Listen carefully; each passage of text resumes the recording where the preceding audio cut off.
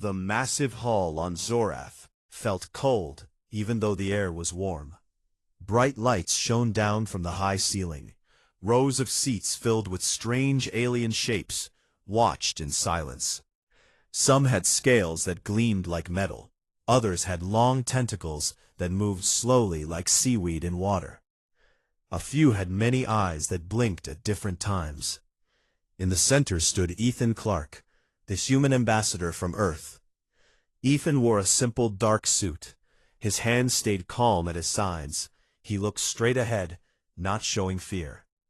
For many months he had come to this place to speak for his people. He asked for fair rules so humans could settle new worlds far from home. The Galaxy Council said no again and again. They called humans too young, too loud, too dangerous. Today the council wanted to make an example. The head of the council was Krazok, a tall Vexari with thick green scales and sharp yellow eyes. Krazok stood higher than any human. His voice came out deep and rough like stones rolling down a hill.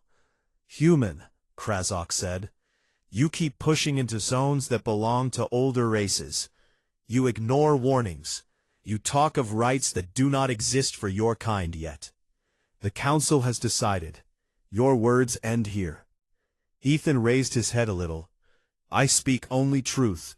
The zones you claim as yours are empty. No one lives there. Earth asks to share open space. We follow rules.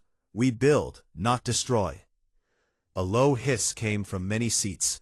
Tentacles waved in anger. Claws tapped on armrests. Krazok lifted one heavy arm. "Enough. Words will not save you. For breaking the peace, the sentence is death." Two guards stepped forward. They were Korans with slick blue skin and 4 strong arms each. They grabbed Ethan's shoulders hard.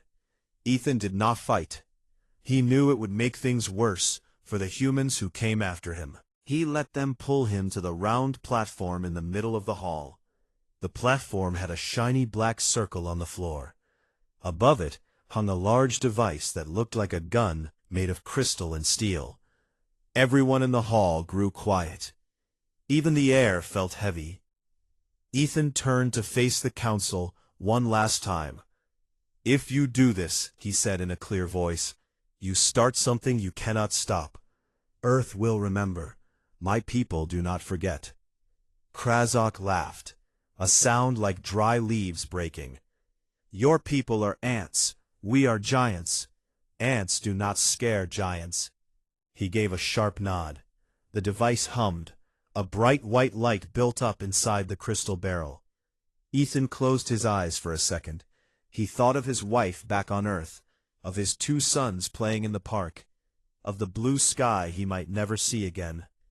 Then he opened his eyes and looked straight at Krazok. The beam shot out fast. It hit Ethan in the chest. There was no scream, no blood. Just a flash so bright that many aliens turned their heads away.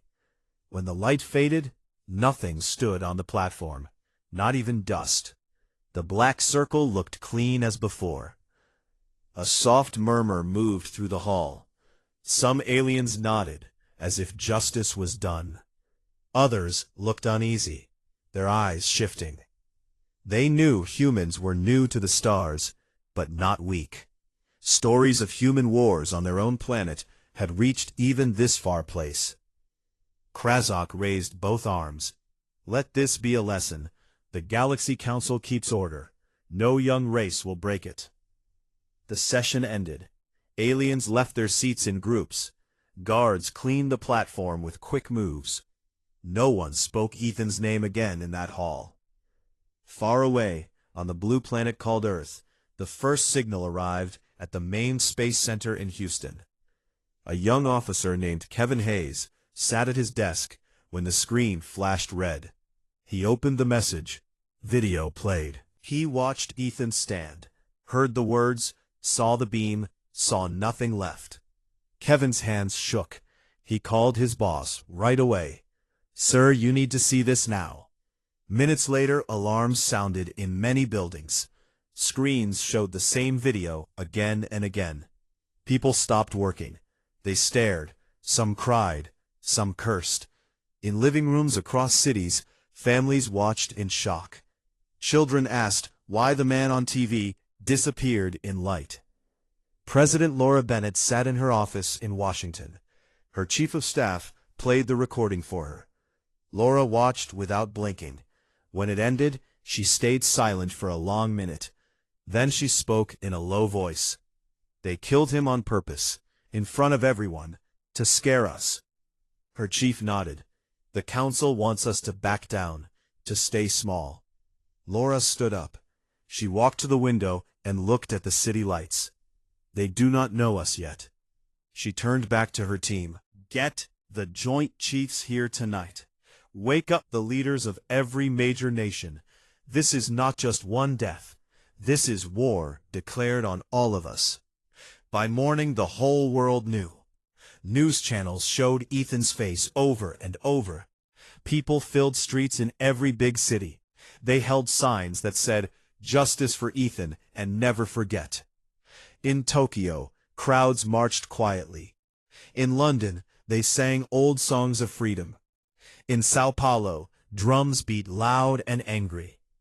In a small house in Ohio, Ethan's wife sat with their boys. She held them close while they cried. She whispered that their dad was brave, that he loved them, that he would want them to be strong. In factories, workers stopped machines. They talked about building ships, about making weapons, about going to the stars to answer back. Engineers drew plans late into the night. Scientists ran tests on new engines. Soldiers trained harder than ever. President Bennett spoke to the world that evening. She stood in front of cameras with a calm face but hard eyes. "Today, our ambassador, Ethan Clark, was murdered by the Galaxy Council. He went in peace. He spoke for peace. They answered with death. This act was not justice. It was fear. They fear what humans can become." She paused. The world listened. "We mourn Ethan. We honor him. But we will not bow. Earth will answer, not with words, with action. We start now. Our fleets will move. Our people will rise. The retaliation begins today, and it will not end until the wrong is righted." People cheered in their homes. Flags waved. Hearts beat fast with anger and pride. On Zorath, Krazak sat in his private room. He drank a strong liquid from a metal cup. He felt sure the humans would protest, maybe send angry messages, then go quiet. New races always did that. He did not know yet. He did not understand. The news hit Earth like a sudden storm.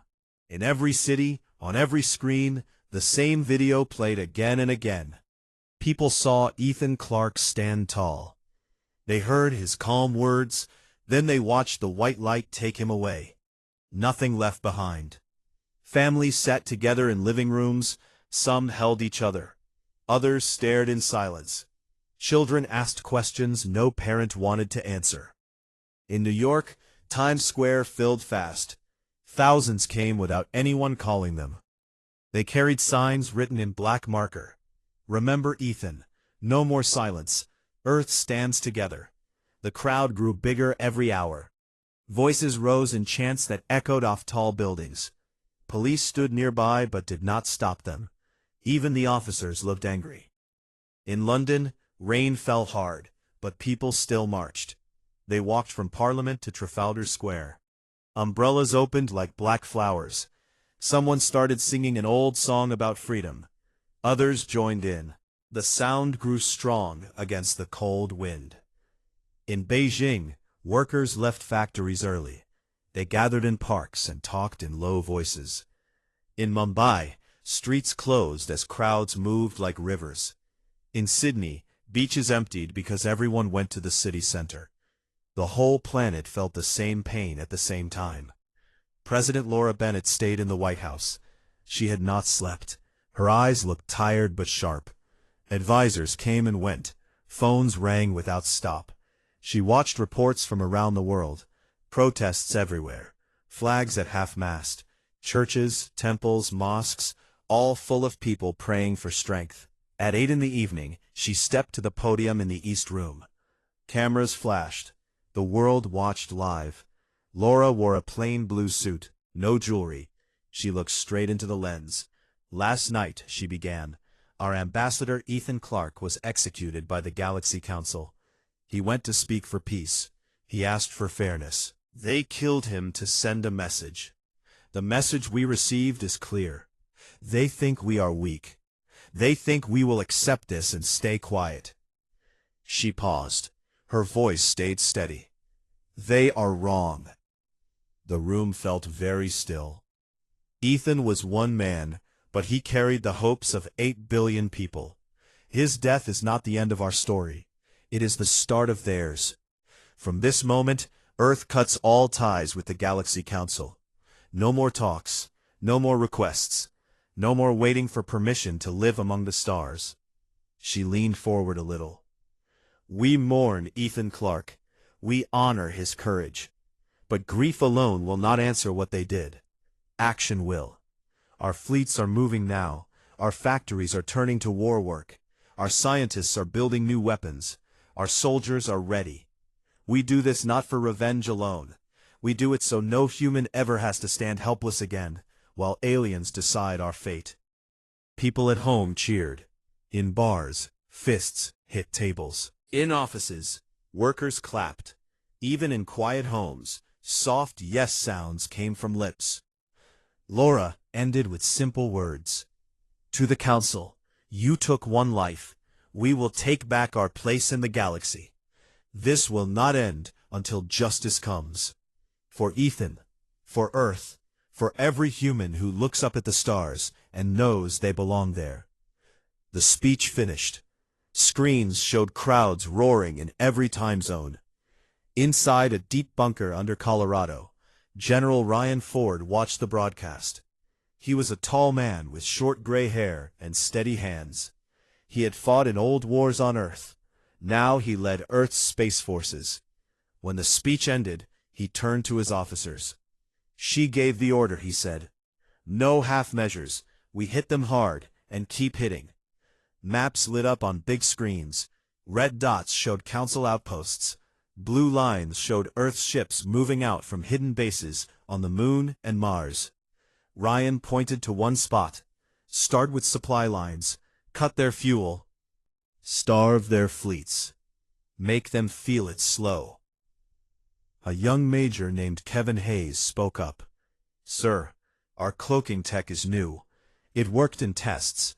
But against Vexari sensors? Ryan nodded. It will work. Brooke Ellis and her team made it better than anything they have. Trust the engineers. Brooke Ellis worked in a large lab in California. Lights stayed on all night. People in white coats moved fast between machines. Brooke was short with curly brown hair tied back. She drank coffee from a big mug. Her team built things no one thought possible a year ago. One engineer showed her a new shield generator. It bends light and energy waves. Their scanners see empty space. Brooke smiled for the first time in days. Good. Install it on the Vanguard first. Alex Reed needs it. Captain Alex Reed stood on the bridge of the USS Vanguard. The ship waited in dark space beyond Pluto. Crew checked systems. Weapons loaded. Alex looked young, but his eyes looked old. He had lost friends in training accidents. Now he carried a new weight. He spoke to his first officer. We go in quiet. Hit the depot on Vex Prime's moon. Get out fast. No heroes, just results. The officer nodded. For Ethan, sir. Alex looked at the stars. For all of us. Back on Earth, factories changed overnight. Car plants made ship parts. Phone makers built sensor arrays. Normal people volunteered. Old soldiers came back to service. Young ones signed up in long lines. In a small apartment in Chicago, a mechanic named Daniel Ortiz watched news. His wife asked why he stared so long. Because, he said, I can fix ships. I can make them stronger. If they need me, I'm going. She hugged him. Then go. Recruitment centers stayed open day and night. Lines stretched around blocks. People from every country stood together. They spoke different languages, but understood one thing.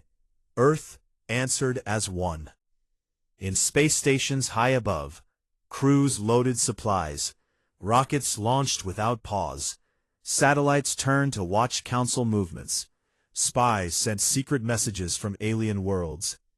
Humans who lived in council space sent hidden reports. They risked everything to help. President Bennett met with world leaders by video. All agreed. No one wanted peace at this price. Russia sent extra ships. China shared engine designs. Europe gave medical teams for long missions. Africa sent brave pilots. Everyone gave what they had. Laura looked at the faces on screen. We do not fight for land or gold. We fight because they said we do not belong. We will show them we do. The call ended. She sat alone for a moment. She thought of Ethan's family. She promised herself they would see justice. On Zorath, Krazok heard reports of human protests. He laughed with his officers. Soon they tire. Young races always do. One officer looked unsure. They build ships fast, sir. Faster than we thought. Krazok waved a claw. Let them build. Our fleets are many. Theirs are few. They will break. He did not see the change yet. He did not feel the storm coming. But on Earth, the fire burned steady. Not wild, not loud at first, but deep, and it would not go out. Factories hummed, engines tested, plans drew, ships left shadows. Humans moved like water finding cracks. Slow at first, then faster. The Retaliation had no end date, no finish line. It became part of who they were now, and the galaxy would learn what that meant. The first attack came without warning. Deep in the dark, between stars, the USS Vanguard moved like a shadow. Captain Alex Reed stood on the bridge. His hands rested on the rail. The crew spoke in low voices. Everyone knew this mission mattered. It was the first real strike back. The target was a fuel depot on the small moon orbiting Vex Prime. The Council used it to supply their big warships. If it burned, many Vexari ships would sit still for months. Alex looked at the screen. The moon showed as a gray circle. Small domes glowed with lights. Status, Alex said. The pilot answered fast. Cloak holding. Brooks' new shield is perfect. Their sensors see nothing. Alex nodded. Good. Launch in 5 minutes. Strike team ready? In the launch bay, 10 soldiers checked rifles and explosives.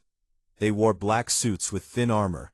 One soldier, a woman named Lisa Grant, checked her pack twice. She had a photo of her daughter taped inside her helmet. For Ethan, she whispered. The ship slowed. It dropped small drones first. The drones flew ahead like quiet insects. They sent back pictures. Guards walked slow paths. No alarms yet. Alex gave the order. Go. Small pods shot out from the Vanguard. They landed soft on the moon's surface. The soldiers moved quick. They cut through fences with quiet tools. Inside the depot, big tanks stood in rows. Fuel lines ran between them like thick veins. Lisa led her group to the main control room. They slipped past 2 guards who never saw them. Inside, screens showed ship movements across the sector. A technician sat at a desk, half asleep. Lisa put a hand over his mouth. He woke with wide eyes. She shook her head. Quiet, or you die. He froze. Her team tied him up. They plugged in a small device Brooks' team made. It started sending false data. The Council would think everything was normal for hours. Outside, other teams placed charges. They worked fast. No talking. Only hand signals. 1 charge under each big tank. Timers set for 20 minutes.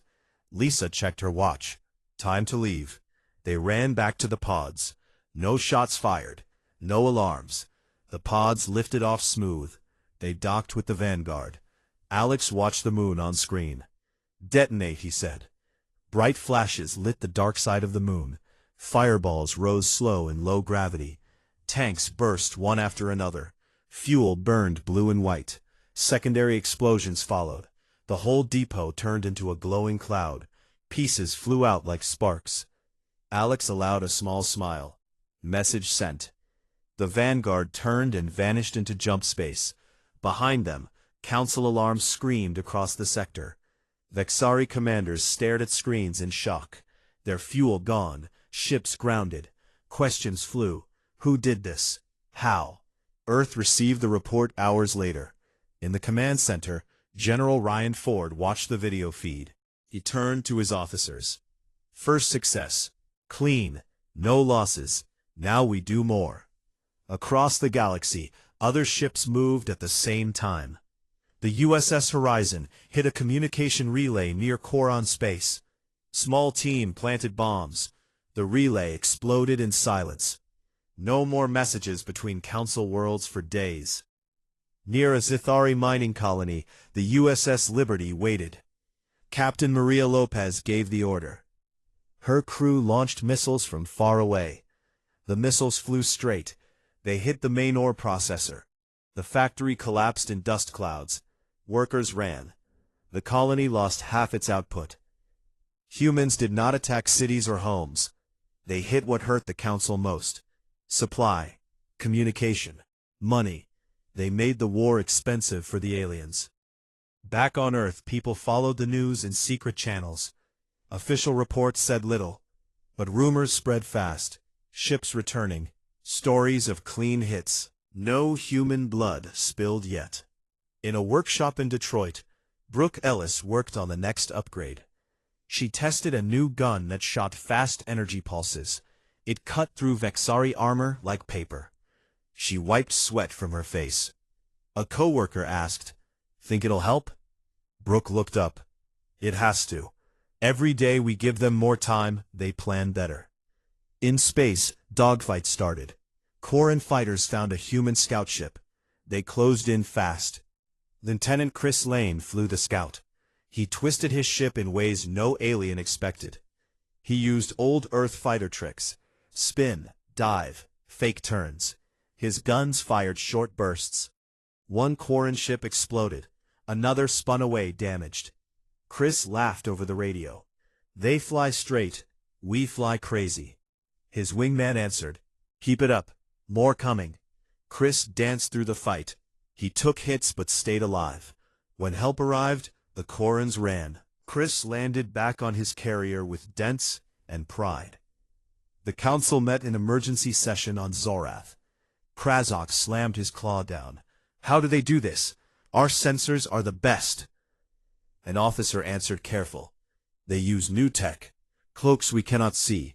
Weapons we do not know. Their pilots fight like they expect to die." Krazok hissed. "Then we hit back harder, send fleets to their colonies, burn their outposts." But the fleets moved slow. Fuel short, parts missing. Human strikes kept coming. A supply convoy near the rim vanished. No trace, just empty space. On Earth, President Laura Bennett met with her team. She looked at maps. Red marks showed hits. More every day. "Keep the pressure," she said. "Do not let them breathe." Laura visited Ethan's family in private. She sat with his wife and sons. The boys looked older already. She held the youngest's hand. "Your father started this," she said soft. "We finish it for him." The wife nodded. Tears came, but she wiped them fast. "Make them pay," Laura promised. "We will." Months passed. The hits grew bolder. Human ships slipped closer to Council core worlds. Factories on Earth worked non-stop. New ships launched every week. Volunteers filled them. Old people taught young ones war lessons from history. In one battle near a gas giant, 3 human cruisers faced a Vexari battle group. The aliens had bigger guns, but humans had better pilots and faster ships. Captain Alex Reed led from the Vanguard again. "Form up," he ordered. "Hit and run. Do not stand still." The battle lasted hours. Ships danced around moons. Lasers crossed dark space. One human ship took heavy damage. It limped away. But two Vexari cruisers broke apart. The rest pulled back. Alex sent a short message to Earth. Still fighting, still winning. The Council broadcast messages. They asked for talks. Earth did not answer. The silence said enough. In a quiet moment on the Vanguard, Alex stood alone on the observation deck. Stars moved slow past the window. He thought of Ethan, the calm man in the suit. The last words. Alex spoke to the empty room. "We are coming." The retaliation rolled on. No pause, no mercy, just steady, endless pressure. Humans learned fast. They adapted. They surprised, and they never stopped. The galaxy started to understand. This was not a war that would end soon. This was something new, something human. And it had only just begun.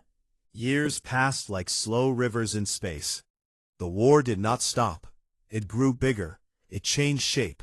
At first humans struck fast and ran. Now they stayed. They took ground. They built bases on captured worlds.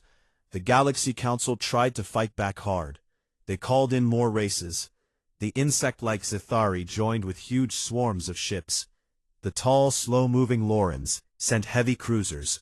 Old enemies became friends against the common human threat. But humans kept winning small fights that added up to big changes. Factories on Earth ran day and night. New ship classes rolled out. The old ones got upgrades. Brooke Ellis became head of weapons research. Her team made guns that learned from each fight. They got stronger after every battle. Shields that turned enemy fire into power for human ships. Engines that jumped farther and faster. One day a big raid happened on Zorath itself, the Council homeworld. Now, he flew the USS Resolute, a bigger ship with better teeth. The plan was simple but dangerous. Slip through the outer defenses. Land a team inside the Council chambers. Capture Krazok alive. Alex gathered his strike team on the bridge. Lisa Grant stood at the front. She had scars from old fights. Her eyes looked hard now. "We go in quiet," Alex said. "No big explosions unless we must. We want him talking on camera." The Resolute used every trick Brooke built. It flew like a ghost past patrols. It landed in a hidden valley far from the main city. Small shuttles dropped the team. They wore suits that bent light. They moved like shadows across red rock. Inside the Council building, guards walked normal paths. No one expected humans here. The team cut power to one section. Lights went dark. Alarms stayed silent because Brooke's virus ate them. Lisa led the way to the inner hall. Krazok sat alone at a big table. He studied maps of losing battles. His scales looked duller now. Worry lines showed even on his tough face. The team burst in. Guns pointed. Krazok stood fast. He reached for a button. Lisa shot the panel first. Sparks flew. "Hands up," she said cold. Krazok looked at them. His yellow eyes narrowed. "Humans, you dare come here?" Alex stepped forward. He took off his helmet. "We dare. You killed our man in this very building. Now we take you." Guards rushed in from side doors. Fighting started quick. Laser fire crossed the room. Tables flipped for cover. One human went down with a burn on his arm. Lisa threw a stun grenade. It popped soft. Guards dropped, shaking. Krazok tried to run. Alex tackled him. They rolled on the floor. Krazok was strong. His claws scratched Alex's suit. But Alex was faster. He pinned the big alien. Enough. They dragged Krazok to a shuttle. The team pulled back fast. Explosions covered their exit. Not big ones. Just enough to block pursuit. Back in space, the Resolute jumped away. Krazok sat in a cell. Chains on his wrists. Alex faced him through the bars. "You thought we were weak," Alex said. "You thought one death would scare us quiet. Look where that got you." Krazok hissed. "You will lose. The Council is many, you are one." Alex shook his head. "We were one. Now we are more. and we keep growing. They broadcast the capture, not just to Earth, to every world. Pictures showed Krazok in chains. No harm done to him, just held. The message was clear. Humans could reach anywhere. No one was safe if they hurt humans. The broadcast broke something in the council. Some races pulled back. The Lorans sent private messages. They wanted talks.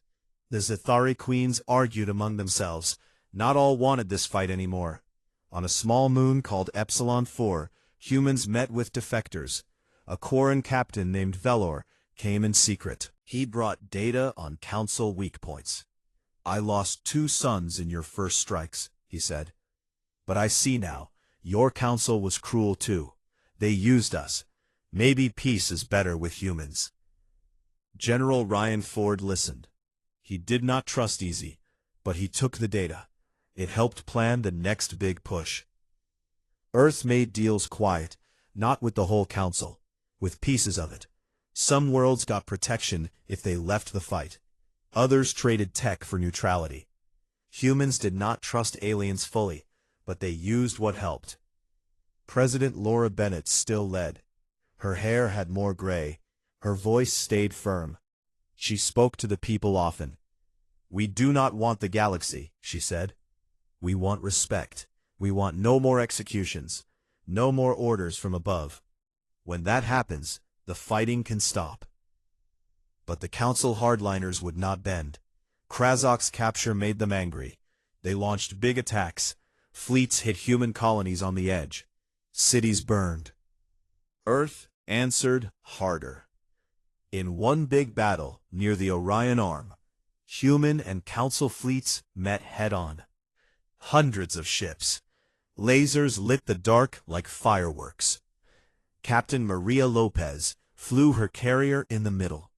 She directed fighters like a conductor. "Hold the line," she called. "Do not break." Zithari swarms came in waves. Small ships everywhere. Human pilots met them. Chris Lane flew point again. His ship danced between enemies. He shot down 5 before taking a hit. His wing went dark. He spun out of control. "Chris!" his wingman yelled. Chris fought the controls. Still here. Ejecting. He punched out. His pod floated in the battle. Friends picked him up later. He lived. The battle ended with human ships pulling back first, but they left the council fleet broken. Many alien ships drifted dead. The victory cost both sides, but humans replaced losses faster. Brooke Ellis worked on a new project, a ship that could hide in plain sight. Not just cloak. It looked like enemy ships on sensors. She tested it on small raids. It worked. Teams slipped in. Sabotage. Leave. No trace. The war turned into a long grind. Humans pushed deeper. They took key systems. They built stations and captured space. Families moved in. Children grew up seeing stars as home. Alex Reed got promoted to admiral. He still flew when he could. He visited Ethan's grave on Earth, a small stone under a tree. He stood quiet. "We are winning," he said to the stone, "but it costs. I wish you could see it." Back in space, a young pilot asked him once, "Will it ever end?" Alex looked at the stars. "When they learn. When they understand humans do not break. When they stop thinking they can step on us. Then maybe." The retaliation went on. Ships patrolled. Teams trained. Scientists built. People lived. People died. But the fire stayed lit. Some aliens started to call humans the never-ending. They said it with fear. They said it with respect. On a captured council outpost, a Zethari worker watched human engineers repair walls. They worked fast. They laughed sometimes. The worker asked one human why they fought so long. The human wiped his hands. "Because someone has to stand up. If not us, who?" The worker thought about that. He did not answer, but he remembered. The galaxy changed slow. Old power cracked. New power rose. Humans did not rule yet, but they could not be ignored anymore. And the fight continued, steady, without end. Decades went by. The old Galaxy Council no longer existed as it once did. Its grand halls on Zorath stood empty or in ruins. Many domes cracked open to the sky. Wind moved through broken walls. The big seats where aliens once judged others now collected dust. Some worlds still flew council flags, but they meant little. Power had shifted. Humans held the balance now. The Terran Alliance rose in its place. It was not an empire. Humans did not force others to bow. They set simple rules. No race could execute another without fair trial. No one could claim empty space forever. Trade must be free. Help must be given in need. Worlds that followed these rules found peace and protection. Those that did not faced human ships at their borders. Earth changed too. Cities grew taller and cleaner. Spaceports filled every continent. Children learned star maps in school like they once learned rivers and mountains. Families lived on other planets now. Mars had green fields under domes. Luna had bright towns. New colonies bloomed on distant worlds. Humans spread like seeds carried on wind. Admiral Alex Reed stood on the bridge of his flagship, the USS Endurance. He was older now. Gray touched his hair.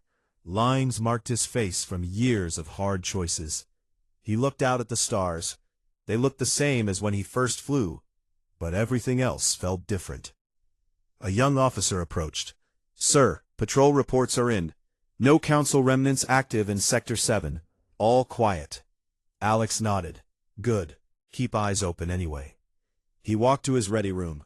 On the wall hung a small frame. Inside was a photo of Ethan Clark. The ambassador smiled in the picture, taken before Zorath. Alex looked at it often. "We did it, Ethan," he said quiet.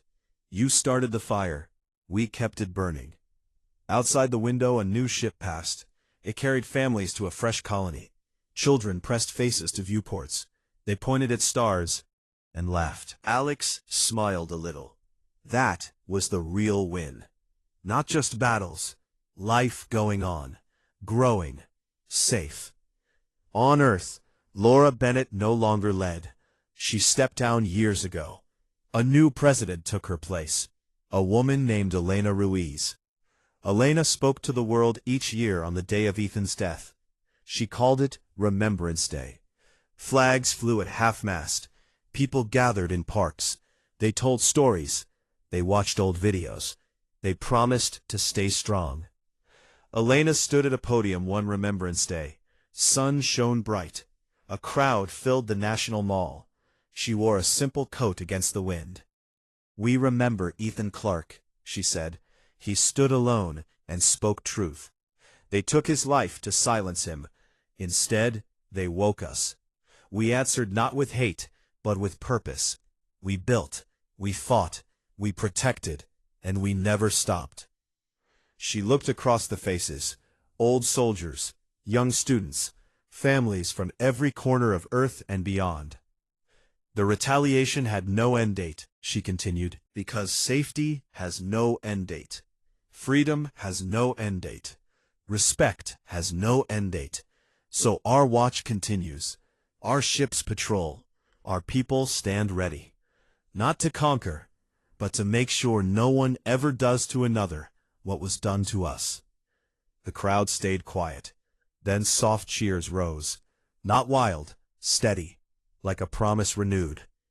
In deep space a small human station orbited a quiet gas giant. Technician Daniel Ortiz worked there now. He fixed engines and life support. His wife and daughter lived with him. The girl, Sophia, was 8. She drew pictures of stars and ships. She asked her dad questions every day. "Why do we have so many ships, Papa?" Daniel looked up from his tools. "To keep bad things from happening again." Sophia nodded serious. "Like what happened to the man in the story?" "Yes, like that." She hugged him. "I want to fly one day, like Admiral Reed." Daniel smiled. "And you'll be better than him." On a former council world called Thalor, humans and locals worked side by side. The Thalorians had 6 arms and soft green skin.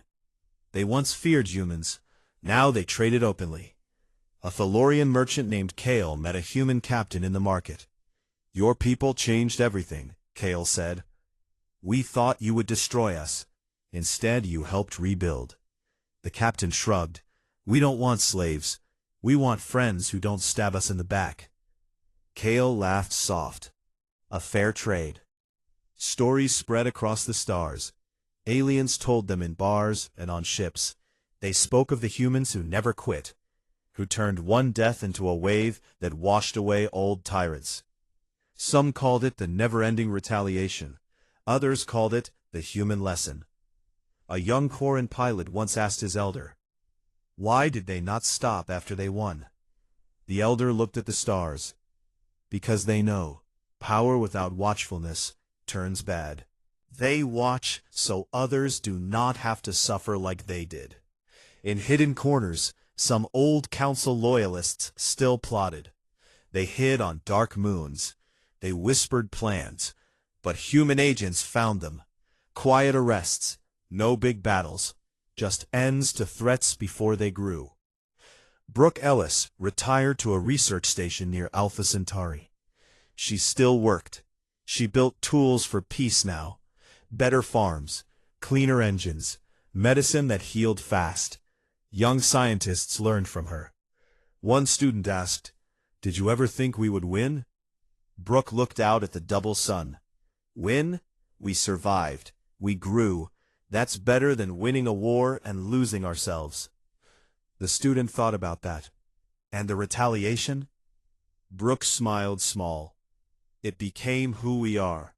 Vigilant, ready, but not cruel. That's the difference." Years turned to more years. Ships patrolled borders that stretched far. Stations watched gates between systems. Humans met new races. Some became allies. Some stayed away. But none dared execute a human again.